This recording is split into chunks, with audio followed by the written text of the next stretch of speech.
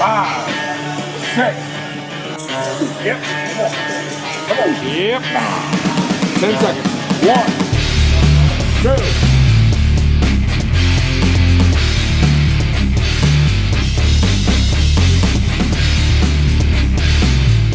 2. Next, you hammer those biceps. So what we did there is we did a little differently. So we're just going to isolation exercise with an eccentric overload, which is the then followed by a chin up, a compound movement, followed by like a pump, sort of a pump, but like a prolonged time under tension isolation exercise.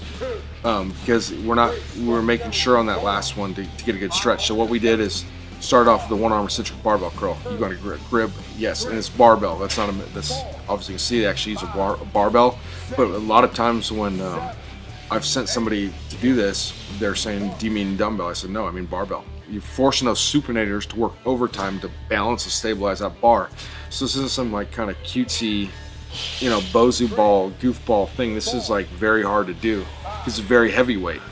So you're gonna do that for 3 reps. 8 seconds down, okay? We've covered the benefits of eccentric overload. They're essential to maximize hypertrophy. So just keep that in mind. We've already covered, we don't want every time we do an eccentric overload, like go into the science of it, but we've covered that already, but they're essential to maximize hypertrophy. Okay, so you do that, 3 reps each arm. You can either self-spot yourself up or get someone to spot you on the way up, but you don't want to put any effort into concentric or the way up. Next, we go to a compound movement, which in this case is a chin-up. So a chin-up, it's obviously your back and stuff's involved too, but you're using a supinated grip, so you're really, forcing those supinator muscles, biceps to work overtime, very heavy, obviously. So went as heavy as you could for 5 reps there. We went into the chin-up as heavy as we can for 5 reps. Okay, so with the weight belt, someone had taken it, so instead of causing a big brouhaha, we just got some chains, threw them on, and let it go. Okay, after that, you go as heavy as you can there for 5 reps. Then next, what you do is you go into incline dumbbell curls. You want to make sure your hands are open, palms supinated the whole time. Go to 5-second negative, not worried about the rep count, just do a minute of time under tension there.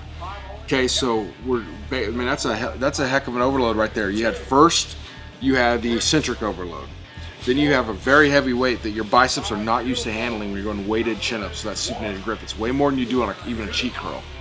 Okay, so then we followed off. So we have that overload there, just more weight than you'd handle, more tension.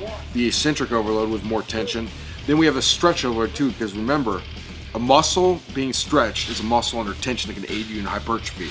So there we had that, not only the stretch there, but a whole minute of that. So not worried about any kind of rep count.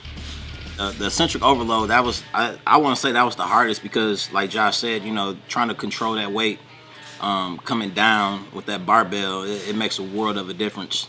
The pull-ups, same thing, it really got some blood into the biceps. And you would think that the incline dumbbell curls would be somewhat easy, but that actually ended up being the hardest movement. Trying to do it in perfect form. You can easily, swing the weight up, toss your elbows up. My form got kind of sloppy at the end because I was trying to get the reps, but definitely, coming all the way down to the bottom and getting that full stretch made a world of a difference. A lot of good blood pump into the biceps on that movement. Yeah, that bicep arm workout was with the barbell, lowering it down real slow, gave you that resistance, gave you that pump, and then going into the weighted pull-ups, I think really activated. I think the hardest thing was that dumbbell. I actually had to drop in weight because it just got real heavy and it was challenging. But really gave you that pump, and the resistance, I think, is the challenge there. This is like a street fight. When that barbell wants to pull out of your hand, it's going to try to fight you. You got to fight. It's a lot different than just, if things get hard, you just swing up a weight. There's not really any cheating there. You got to fight. And a couple times when you notice Jay did get a little sloppy on a little bit towards the end of the dumbbell curls. Yeah. Okay.